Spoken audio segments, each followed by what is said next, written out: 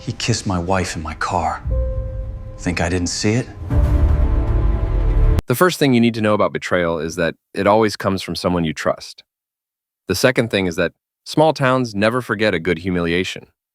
I learned both lessons the hard way in Ironville, Michigan, where rust stains everything and secrets spread faster than winter flu. My name is Sam Parrish, though everyone calls me Tate. I'm 38, co-owner of Parrish Electric with my brother John, and until 6 months ago, I thought I had a pretty good life. Nice house on Maple Street, 2 daughters who still hugged me goodbye, and a wife who looked like she stepped out of a magazine. Beth Parrish was Ironville's golden girl, former prom queen, perfect smile, the kind of woman other men envied you for marrying. That should have been my first warning sign. You're pathetic, you know that?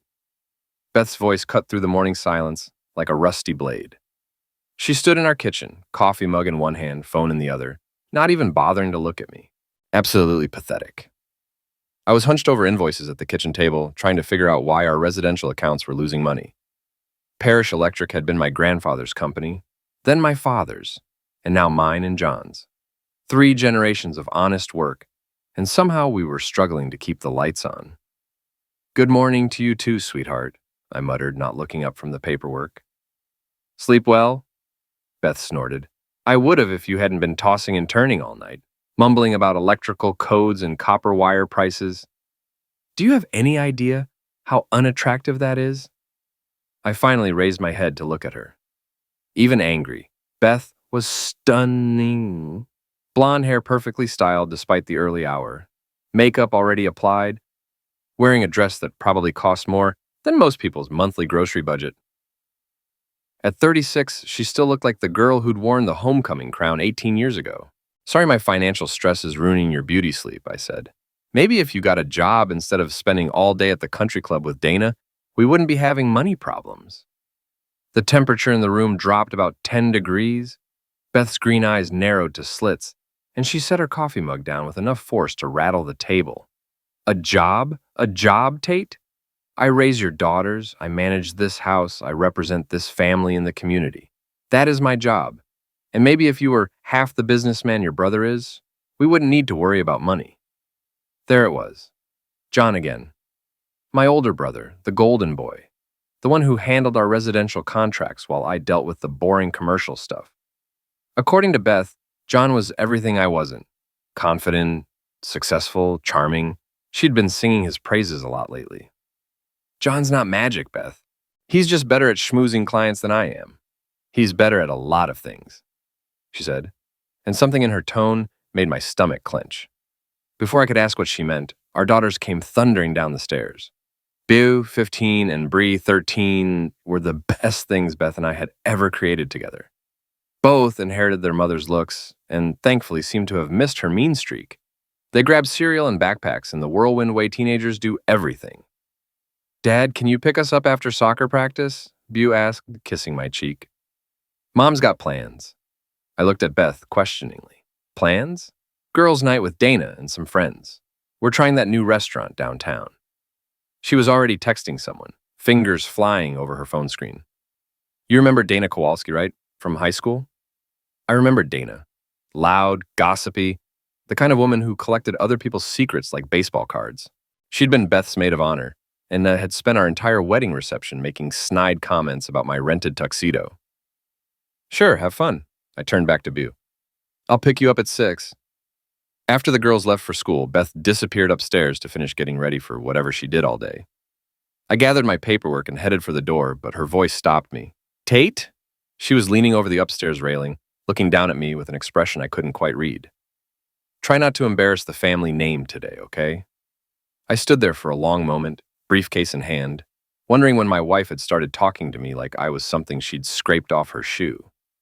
But I just nodded and walked out the door. Parrish Electric occupied a converted warehouse on the industrial side of town, all brick and steel and honest work. John's truck was already in the parking lot when I arrived, a shiny black pickup that cost more than some people's annual salary. My own 10-year-old Ford looked shabby next to it. Mary Kowalski, our office manager and Dana's older sister, greeted me with coffee and a stack of messages. Mary was everything Dana wasn't: quiet, efficient, loyal. She'd been with the company for 15 years and knew where every body was buried. Morning, Tate. John's already in his office with a client. Something about the Henderson renovation. I nodded and headed for my office, but paused at John's door. Through the glass, I could see him gesturing animatedly at a well-dressed man I didn't recognize. John looked good. He always looked good. 3 years older than me, broader shoulders, the kind of easy confidence that made people want to trust him with their money. The client was nodding and smiling, clearly charmed. That was John's gift. He could sell ice to Eskimos and make them thank him for it. It's why he handled residential while I dealt with commercial contracts and the boring technical stuff. I was about to knock when I heard laughter from inside. Not just any laughter, John's laugh, the one he used when he was sharing a private joke, the kind of laugh that made you feel like you were on the outside looking in.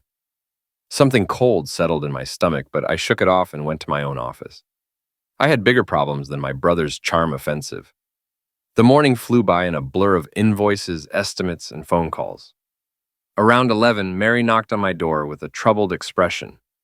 Tate, I hate to bother you, but I think there might be an issue with some of our residential accounts. I looked up from my computer. What kind of issue? Well, you know the Morrison job, the kitchen remodel John quoted last month? I nodded. The Morrisons were old family friends, and their kitchen renovation was supposed to be a nice, profitable job. They called this morning to cancel, said they'd decided to go with Hartwell Electric instead. Hartwell Electric was our biggest competitor in town, run by a snake named Mark Hartwell who'd been trying to poach our clients for years. He was one of those guys who wore expensive suits and drove a Porsche, but couldn't wire a lamp if his life depended on it. Did they say why? Mary shifted uncomfortably. Mrs. Morrison said something about getting a better offer. More personal attention, she said, whatever that means. I frowned. The Morrison job was worth 15 grand, money we desperately needed. Any other cancellations? 3 more this week, all residential, all going to Hartwell. A chill ran down my spine. 4 jobs, all John's accounts, all jumping ship to our biggest rival. That wasn't coincidence. That was sabotage. Mary, I need you to pull all of John's files from the past 2 months. Every quote, every contract, every phone call. Can you do that quietly? She nodded, understanding immediately. Mary had been around long enough to know when something smelled rotten. I spent the rest of the day poring over John's accounts, looking for patterns. What I found made my blood run cold. Over the past 8 weeks, we'd lost nearly a dozen residential jobs to Hartwell Electric. All of them were clients John had personally courted. All of them had canceled after their initial consultations. But here's what really got me: the timing. Every cancellation came exactly 24 hours after John's site visits. Like someone was making a better offer the moment John walked out the door. By 5 o'clock, I was seeing red. I marched over to John's office, but he was already gone.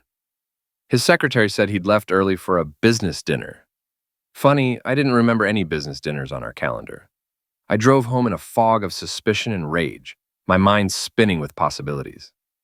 Was John feeding information to Hartwell? Was he planning to jump ship? Or was something even worse going on? The house was dark when I got home. Beth's car was gone, girls' night, I remembered. I picked up Beu and Bree from soccer practice, and we grabbed pizza on the way home. They chattered about school and friends and normal teenage drama, and for a few hours I almost forgot about my troubles. Almost. Around 10 o'clock, after the girls were in bed, I was channel surfing when I heard a car in the driveway. Beth was home from her girls' night, probably full of gossip and wine. I prepared myself for another evening of cold shoulders and cutting remarks. But when she walked through the door, something was different. Her cheeks were flushed, her eyes bright, and she was almost happy. When was the last time Beth had looked happy to be home? How was dinner? I asked. Oh, it was wonderful. We went to that new steakhouse downtown, the one in the old hotel. The service was incredible, very attentive. She was practically glowing, and for a moment, she looked like the girl I'd fallen in love with 20 years ago. Sounds nice. Who all was there? Just Dana and me and a few other friends. You don't know them. Something in her tone made me look closer. Beth was a terrible liar, always had been. When she was being dishonest, she got this little crease between her eyebrows and her voice went up half an octave. She had the crease, and her voice was definitely higher. What friends? Just friends, Tate. God, do I need to give you a complete guest list every time I leave the house. She headed upstairs, but paused at the bottom of the staircase. Oh, by the way, John says hi. We ran into him at the restaurant. He was there with some business associates. My blood turned to ice water. John was at the same restaurant as Beth on the same night, and she just happened to mention it as an afterthought? What business associates? I don't know, Tate. I didn't interrogate him. Some men in suits. They looked important. She was already halfway up the stairs. I'm exhausted. Don't stay up too late watching your boring shows. I sat in my recliner for another hour, staring at the television without seeing it. My wife and my brother both lying to me on the same night, both at the same restaurant, both acting strange. The pieces of a very ugly puzzle were starting to come together, and I didn't like the picture they were forming. The next morning, Beth was back to her usual cold self, like the previous night's happiness had been a mirage. She barely acknowledged me over coffee, too busy texting someone to bother with conversation. I watched her fingers fly over her phone screen, noting the little smile that played at her lips as she read whatever responses she was getting. Important conversation? I asked. Just coordinating with Dana about this weekend. We're thinking about a spa day. She didn't look up from her phone. You'll need to watch the girls Saturday. What about John? Doesn't he usually help with the kids when you're busy? The question was innocent enough, but Beth's reaction wasn't. She froze for just a second, her thumbs hovering over her phone screen before forcing a casual shrug. John's busy with work. You know how dedicated he is to the business. Dedicated to something, anyway. At the office, I asked Mary to keep digging into our lost accounts while I made some calls of my own. The first was to Tom Morrison, whose kitchen renovation had been our biggest loss. Tom, it's Tate Parrish. I wanted to follow up on your kitchen project. There was an uncomfortable pause. Oh, hey Tate, yeah, about that. We decided to go in a different direction. I understand. Can I ask what made you change your mind? If there was something wrong with our quote, I'd like to know for future reference. Another pause, longer this time. It wasn't the quote exactly, it's just, well, Mark Hartwell made us a better offer. A lot better. And he seemed to know exactly what we wanted, you know? Like he'd been thinking about our project for weeks. My grip tightened on the phone. Mark knew exactly what you wanted? Yeah, it was the strangest thing. He showed up the day after your brother's visit with a proposal that addressed every single concern we'd mentioned to John. Even had solutions for problems we hadn't thought of yet. It was like he'd been in the room during our consultation. Because he had been. In a way. Through John. I thanked Tom and hung up, my hands shaking with rage. My brother wasn't just feeding information to our competitor. He was doing it systematically, professionally. This wasn't a momentary lapse in judgment. This was a calculated betrayal. But why? John was part owner of Parrish Electric. Why would he sabotage his own company? Unless he wasn't planning to stick around. I spent the afternoon making more calls, and the pattern became crystal clear. Every lost client told the same story. Hartwell Electric had made them an offer they couldn't refuse, with proposals that seemed tailored to their exact needs and concerns. Needs and concerns they'd only shared with John. By 4 o'clock, I was ready to confront my brother, but when I went to his office, Mary informed me he'd left early again. Another business dinner, she said, not meeting my eyes. Mary, did John say where he was going?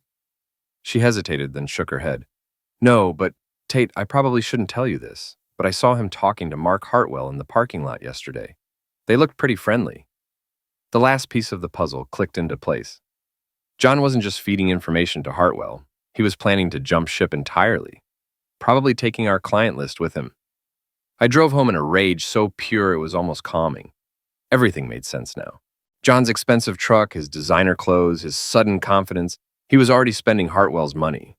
And Beth's strange behavior? Her mysterious girls' nights. And secret text messages. She knew. She had to know. Maybe she was even encouraging it. The house was empty when I got home. Beth's car was gone and there was a note on the kitchen counter. Taking the girls shopping, don't wait up. I crumpled the note and threw it in the trash, then poured myself 3 fingers of bourbon and sat down to think. My brother was betraying me, my wife was lying to me, and my business was circling the drain. 20 years of marriage, 40 years of brotherhood, and 3 generations of family business, all going up in smoke. But I wasn't going down without a fight. I started with John's office. As co-owner, I had access to everything, and I intended to use it. It took me an hour to find what I was looking for. A folder hidden in the back of his filing cabinet labeled Consulting. Inside were copies of our client files, our pricing structures, our trade secrets, everything a competitor would need to undercut us systematically. There were also bank statements showing deposits from Hartwell Electric going back 2 months, big deposits. John had been selling us out for 8 weeks and making good money doing it.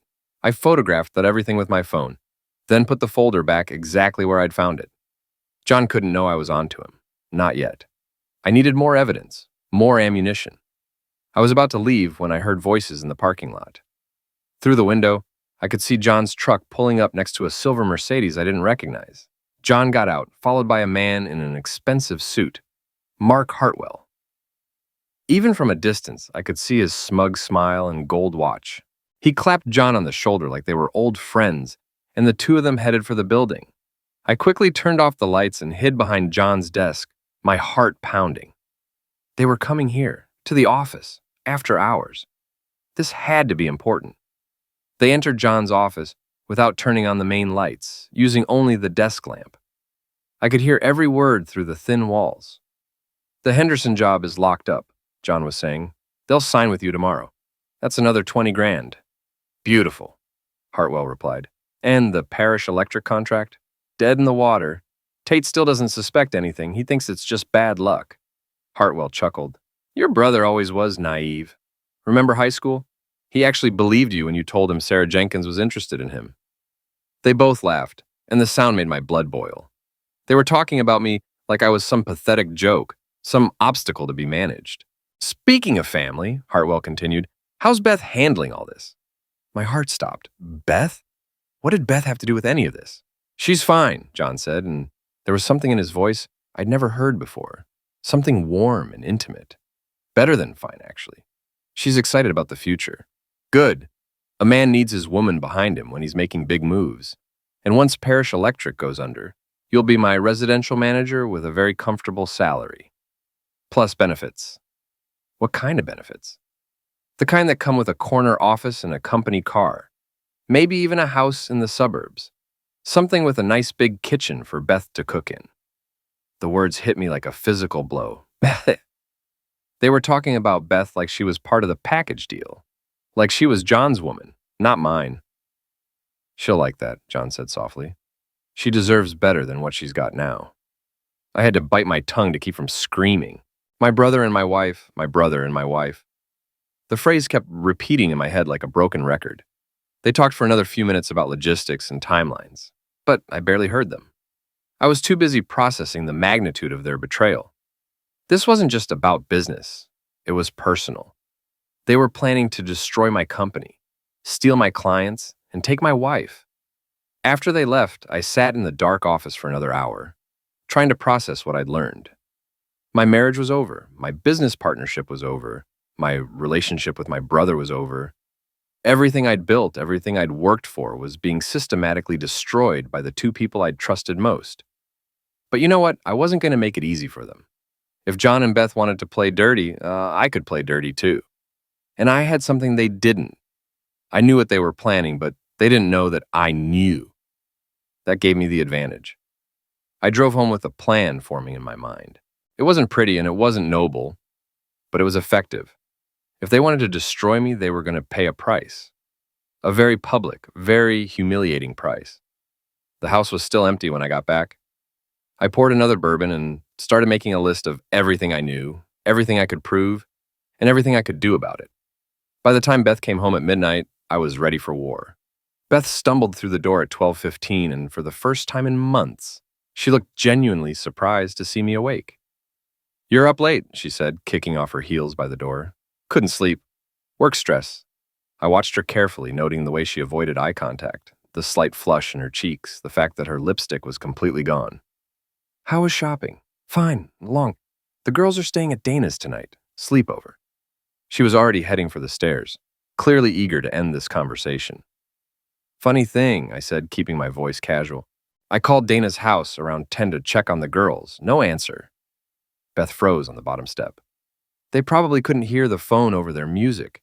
You know how teenagers are. Probably. Or maybe they weren't there yet. Maybe you were still out shopping at 10 o'clock at night. She turned to face me, and for the first time in months, I saw real fear in her eyes. What are you implying, Tate? I'm not implying anything. I'm just wondering where my wife and daughters really were tonight. The girls are at Dana's, she said firmly, and I was shopping. If you don't believe me, you can call Dana in the morning. I might just do that. We stared at each other for a long moment, and I could see the wheels turning in her head. She was calculating, trying to figure out how much I knew and how much I was guessing. I'm tired, she said finally. We'll talk tomorrow. She went upstairs, and I heard the bedroom door close with more force than necessary. I sat in my chair for another hour thinking about everything I'd learned and everything I still needed to find out. The next morning was Saturday, which meant no work and no escape from the tension in our house. Beth was up early, already dressed and putting on makeup when I came downstairs for coffee. Going somewhere? I asked. Spa day with Dana, remember? I told you yesterday. Right, the spa day. I wondered if John would be getting a massage too. When will you be back? Late afternoon, maybe evening. She grabbed her purse and keys, clearly eager to leave. The girls are still at Dana's. I'll pick them up on my way home. After she left, I called Dana's house. Her husband answered on the second ring. Hey, Rick, it's Tate Parrish. Are my girls still there from last night? There was a pause. Girls? Tate, Dana, and I went to dinner and a movie last night. We weren't home until after 11. Are you sure Beth said they were staying here? My blood turned to ice. Yeah, that's what she told me. It must have been a misunderstanding. Want me to ask Dana when she gets back from her errands? No, that's okay. I'll sort it out with Beth. I hung up and immediately called Bu's cell phone. It went straight to voicemail. Same with Bree's phone. Either their batteries were dead or they were somewhere with no signal. Or they were somewhere they weren't supposed to be. I spent the next hour calling every friend, relative, and teammate I could think of. Nobody had seen my daughters since yesterday afternoon. Beth had lied about where they were, and now I couldn't reach them. The panic was starting to set in when my phone finally rang. Bu's number. Dad, sorry, my phone was dead. We're at Uncle John's place. Uncle John, of course. What are you doing there? Ooh, hard.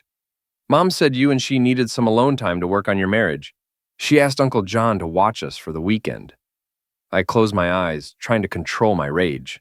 Beth had manipulated our daughters, used them as pawns in whatever game she was playing with John. Are you having fun?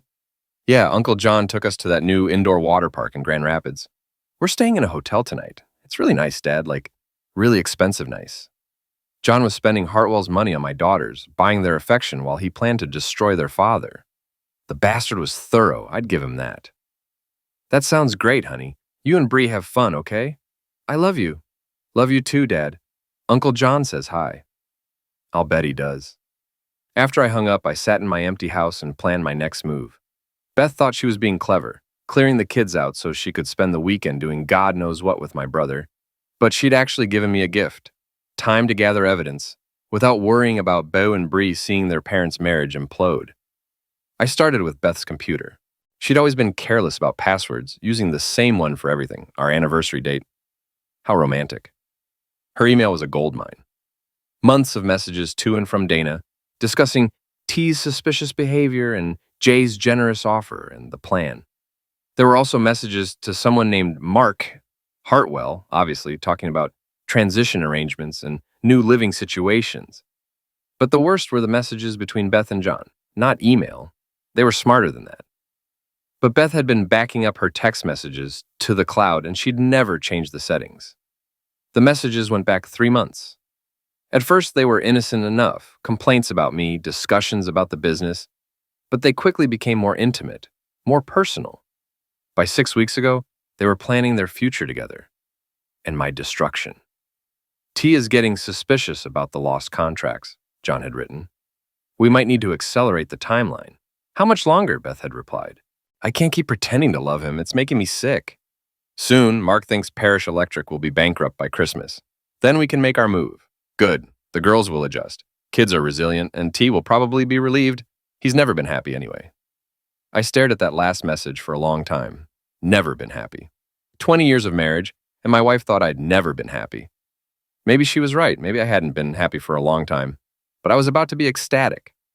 I spent the rest of the day copying files, taking screenshots, and building my case. By evening, I had enough evidence to destroy both of them, in court, in business, and in the court of public opinion. But I wanted more than legal victory. I wanted them to feel the same humiliation, the same betrayal, the same crushing disappointment they'd given me. I wanted revenge. Beth came home around 9, looking flushed and satisfied. She was practically glowing with happiness, and it made me sick to my stomach. "How was the spa?" I asked. "Wonderful. Very relaxing, very therapeutic." She stretched like a cat, all languid satisfaction. Dana and I had a long talk about relationships and life choices. It was very enlightening. "I'll bet it was. Where are the girls?" "Still at John's. They're having such a good time. I told them they could stay until tomorrow night. We so rarely get time alone together."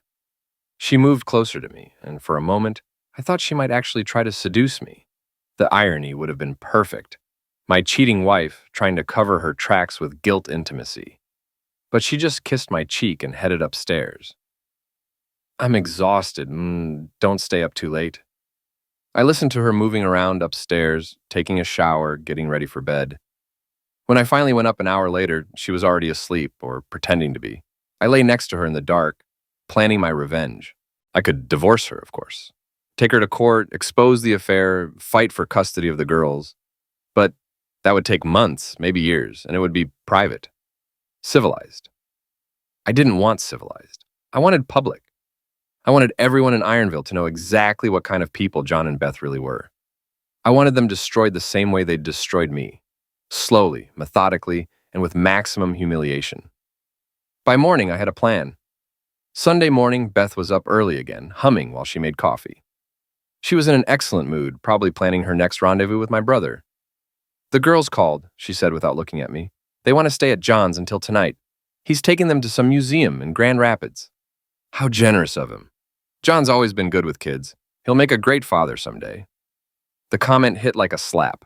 John was 41 and had never shown any interest in having children, unless he was planning to inherit mine along with my wife. "Speaking of John," I said carefully, "I've been thinking about the business. We're losing too many residential contracts. Maybe it's time to bring in a consultant, get an outside perspective." Beth's hand froze on her coffee mug. "A consultant?" "Yeah, someone who can analyze our processes, figure out where we're going wrong.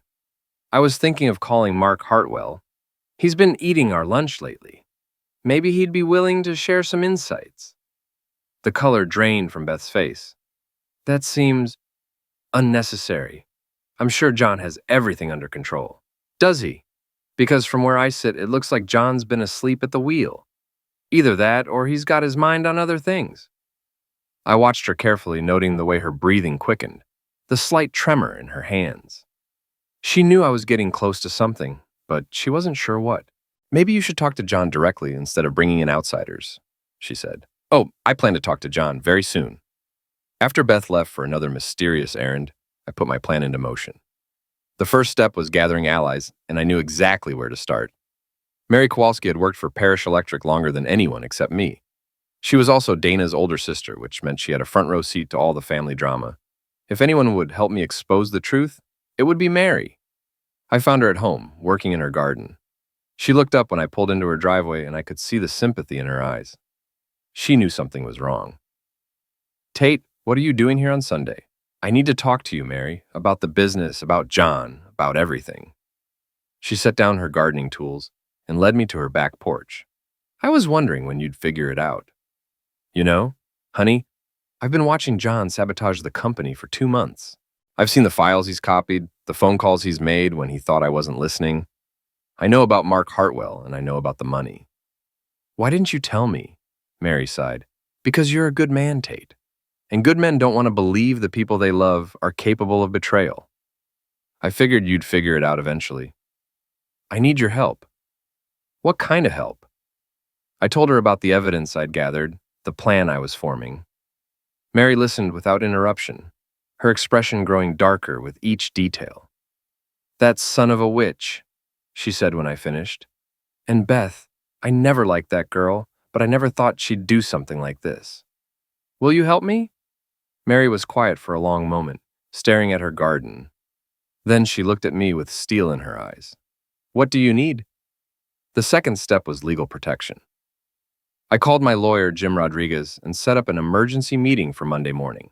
I needed to file for divorce before Beth could clean out our accounts, and I needed to protect my share of Parish Electric before John could do any more damage. The third step was the most important and the most dangerous. I needed to catch them in the act. I spent Sunday evening installing security cameras around my house and office. Nothing fancy, just small wireless units that would record to my phone. If John and Beth were planning something, I wanted it on video. I didn't have to wait long. Monday morning, I went to the office early and pretended to work on estimates while I watched the parking lot through my window. John arrived at his usual time, but he wasn't alone. Mark Hartwell was with him, and they were carrying boxes. I activated the cameras and settled in to watch the show. They went straight to John's office and closed the door. For the next hour, I watched them pack files, contracts, and client information into the boxes. They were stealing everything: our customer database, our pricing information, our trade secrets. When they finished, Hartwell left through the back door while John stayed behind to cover their tracks. He spent another 30 minutes deleting files from his computer and shredding documents. I had it all on video. But the real show started that evening. I'd gone home early, telling Mary I wasn't feeling well. I parked my car in the garage and turned off all the lights, then settled in to watch my security feeds. At 7:30, John's truck pulled into my driveway. At 7:45, Beth came out of the house and got into the passenger seat. They sat in the truck for a few minutes, talking and laughing. Then John leaned over and kissed her. Not a brotherly peck on the cheek, a long, passionate kiss that made my stomach turn. I had that on video too. They drove away together, probably to some romantic dinner where they'd celebrate their successful heist. I sat in my dark house, watching the footage over and over, letting my rage build to a white-hot fury. By the time they returned 3 hours later, I was ready. I watched through the cameras as John parked in the driveway and they sat in his truck, making out like teenagers. Beth's hands were in his hair, his hands were under her shirt. 20 years of marriage, and my wife had never looked at me the way she was looking at my brother. Finally, Beth got out of the truck and straightened her clothes. John rolled down the window and said something that made her laugh. Then he drove away, and she came into the house. "How was your evening?" I asked from my chair in the living room. Beth jumped, clearly not expecting me to be awake. "Oh, you startled me. I went to dinner with Dana. Girl talk, you know." Dana must be a very good kisser. The words hung in the air between us like a loaded tool. Beth's face went white, then red, then white again. "What did you say?" "I said Dana must be a very good kisser." "Unless that wasn't Dana you were making out with in John's truck 20 minutes ago." Beth's mouth opened and closed like a fish out of water. She tried to speak several times before any words came out. "Tate, I can explain." "Explain what?" "That you've been cheating on me with my brother for months? That you've been helping him steal from our company? That you've been planning to destroy our family so you can run off together? How did I find out?" "Jesus, Beth, you weren't exactly subtle. The mysterious errands, the secret text messages, the sudden interest in John's opinion about everything. Did you really think I was that stupid?" Beth straightened up, and I saw something change in her expression. The fear was gone, replaced by something cold and calculating. "Yes," she said simply. "I did think you were that stupid, and you were for months." The honesty was almost refreshing. No more lies, no more pretense. Just the truth, ugly and brutal. "Why?" I asked. 20 years, Beth. 2 children. Why throw it all away for John?" She laughed, and the sound was like breaking glass. "Throw it away?" "Tate, there was nothing to throw away. Our marriage has been dead for years. You just never noticed because you were too busy feeling sorry for yourself. So you decided to help my brother destroy our business too. John has vision. He has ambition. He's not content to run a failing electrical company in a dying town for the rest of his life. And what about our daughters?" For the first time, Beth looked uncomfortable. "The girls will be fine. They'll have 2 homes, 2 families. They'll probably be happier." 2 families? You mean you and John? John loves those girls like they were his own. He'll be a better father to them than you ever were. The words hit like physical blows, but I kept my voice steady. "I see. And when were you planning to tell me about this grand plan?" "Soon. We were going to wait until after Christmas, let Parish Electric finish dying a natural death. But since you've figured it out..." She shrugged, and the casual cruelty of the gesture made my blood boil. I want you out, I said quietly. Excuse me? I want you out of my house. Tonight. Take whatever you need and go stay with John or Dana or whoever. But I want you gone. Beth laughed again. This is my house too, Tate. You can't just throw me out. Watch me. I stood up and walked to the front door, holding it open. Get out, Beth. Now. And if I refuse, then I call the police and show them the video of you and John stealing files from Parish Electric. Industrial espionage is a felony in Michigan. The color drained from her face again. You recorded us? I recorded everything. The theft, the affair, all of it. So you have two choices. Leave voluntarily or leave in handcuffs.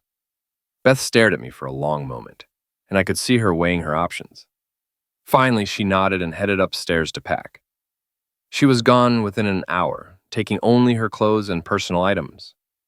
Before she left, she turned to me with one last parting remark. You think you've won something, but you haven't.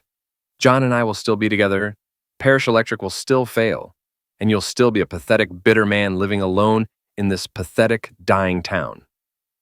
Maybe, I said, but at least I won't be married to a lying, cheating hoe. The slap came fast and hard, snapping my head to the side, but I just smiled and wiped the cut from my lip. Goodbye, Beth. Give my regards to John. After she left, I sat in my empty house and allowed myself one moment of grief for everything I'd lost. My marriage, my brother, my business, all gone in one night.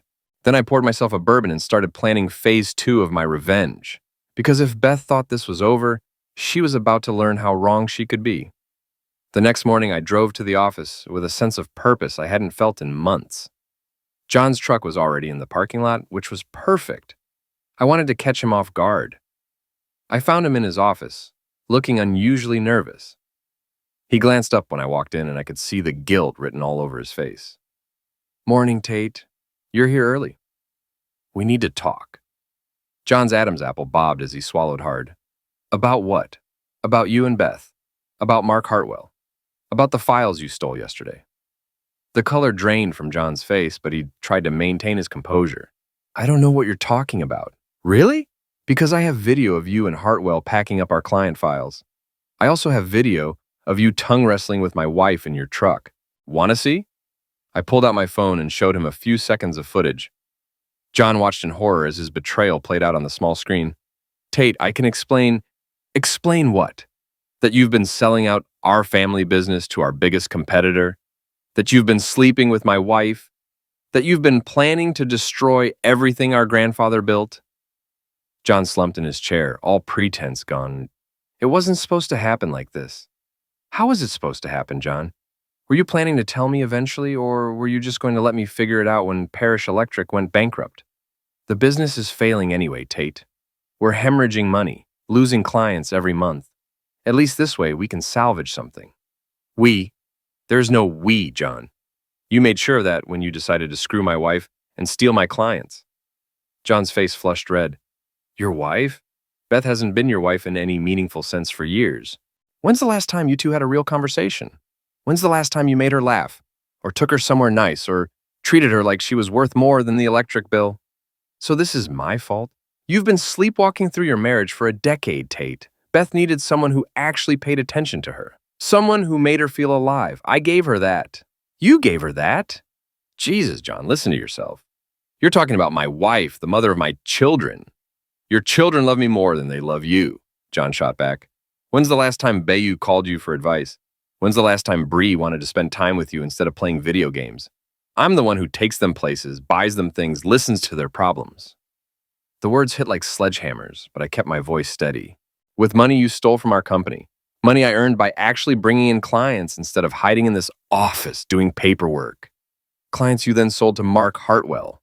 We were both shouting now, 20 years of sibling rivalry and resentment finally boiling over. Mary appeared in the doorway, drawn by the noise, but I waved her away. I want you out, I said quietly. I'm calling an emergency board meeting for this afternoon. Mom still owns 51% of the company, and when I show her what you've done, she'll vote you out. John's face went pale. Our mother, Ruth Parrish, was 82 years old and tougher than a $2 steak. She'd built Parish Electric alongside our father, and she didn't tolerate betrayal from anyone, especially family. You can't prove anything, John said, but his voice lacked conviction. I can prove everything. The stolen files, the payments from Hartwell, the affair with Beth. I have it all documented, John. You're done. John stared at me for a long moment, then slowly nodded. Fine, but don't think this makes you the good guy, Tate. You drove Beth away with your neglect and self-pity. You let this business stagnate while I tried to save it. This is as much your fault as mine. Maybe, but I'm not the one who betrayed his family for 30 pieces of silver. John gathered his personal items and left without another word. I watched him drive away, feeling a mixture of satisfaction and sadness. I'd won the first battle, but the war was far from over. The emergency board meeting that afternoon was brutal. Mom listened to my evidence with a stone face, occasionally asking sharp questions, but showing no emotion. When I finished, she sat in silence for a full minute. 40 years, she said finally. 40 years your father and I built this company, and John throws it away for what? A few $1,000s and a piece of tail? I winced at the crude language, but Mom had never been one to mince words. What do you want to do? And I asked. I want John's shares transferred to you immediately. I want him banned from company property, and I want you to fix this mess before we lose any more clients. What about the stolen information? Mom's eyes glittered dangerously. Let me worry about that. Mark Hartwell is about to learn that you don't steal from the Parrish family without consequences. Over the next week, I threw myself into salvaging what was left of Parrish Electric. I called every client we'd lost, explained the situation without going into too many details, and offered them deals they couldn't refuse. Some came back, others didn't, but at least we stopped the losses. I also filed for divorce and fought for custody of Beau and Bree. Beth hired an expensive lawyer, probably paid for with John's Hartwell money, but I had evidence of her affair and abandonment. My lawyer was confident we'd get a favorable settlement. But the real satisfaction came from watching John and Beth's new life fall apart. It started when Mom made a few phone calls to her contacts in the construction industry. Word spread quickly that John Parrish was a thief and a backstabber, and suddenly no one wanted to do business with him. Hartwell Electric found itself blacklisted by every major contractor in the region. Then the IRS got an anonymous tip about unreported income. John's bank accounts were frozen pending investigation, and Hartwell Electric was audited down to the last paperclip. Beth moved in with John, but their fairy tale romance quickly soured when the money dried up. I heard through the grapevine that they were fighting constantly, blaming each other for their predicament. The final blow came when Beau and Bree chose to live with me full-time. Beth's abandonment had hurt them deeply, and John's betrayal of their father made them lose respect for both of them. They still saw their mother on weekends, but it was clear where their loyalties lay. 6 months after that confrontation in John's office, I was sitting in my rebuilt office, reviewing contracts for 3 major projects we'd just won. Parrish Electric was back on solid ground, and I was finally sleeping through the night again. Mary knocked on my door with a smile on her face. Tate, there's someone here to see you. Mark Hartwell walked into my office, looking like a man who'd aged 10 years in 6 months. His expensive suit was wrinkled, his gold watch was gone, and there were dark circles under his eyes. What do you want, Mark? I want to make a deal. I leaned back in my chair and studied him. What kind of deal? I'm closing Hartwell Electric. The IRS audit destroyed me and I can't get any new contracts. I want to sell you my client list and equipment at a steep discount. Why would I help you? Mark's shoulders sagged. Because I'm desperate, and you're the only electrical contractor in town with the resources to buy me out. I know I screwed you over, Tate, but I'm begging you. I've got a wife and kids to think about. I pretended to consider his offer, letting him sweat for a few minutes. Then I named a price that was about 10 cents on the dollar of what his assets were worth. That's robbery, Mark protested. That's business, I replied. Take it or leave it. He took it. 2 weeks later, Parrish Electric absorbed what was left of Hartwell Electric, making us the largest electrical contractor in the region. I kept Mark's best employees and let the rest go, including John. My brother tried to call me several times after that, but I never answered. Beth sent letters asking for a reconciliation for the girls' sake, but I threw them away unopened. I'd learned something important during those dark months. Sometimes the people who claim to love you are the ones who'll hurt you the most. But I'd also learned that I was stronger than I'd ever imagined, and that revenge, served cold and calculated, was incredibly satisfying.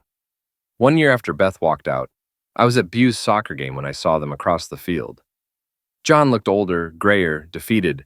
Beth looked tired and bitter, her designer clothes replaced by discount store outfits. They were arguing about something, their voices carrying across the field. Bu scored a goal and looked toward the stands for approval. She waved at me with a huge smile, then glanced at her mother and uncle with barely concealed disgust. I waved back at my daughter, then looked at John and Beth one more time. They were still arguing, probably about money or blame or whose fault it was that their lives had fallen apart. I smiled and turned my attention back to the game. Sometimes the best revenge is simply living well while your enemies destroy themselves. But sometimes, just sometimes, it's even better to help them along the way.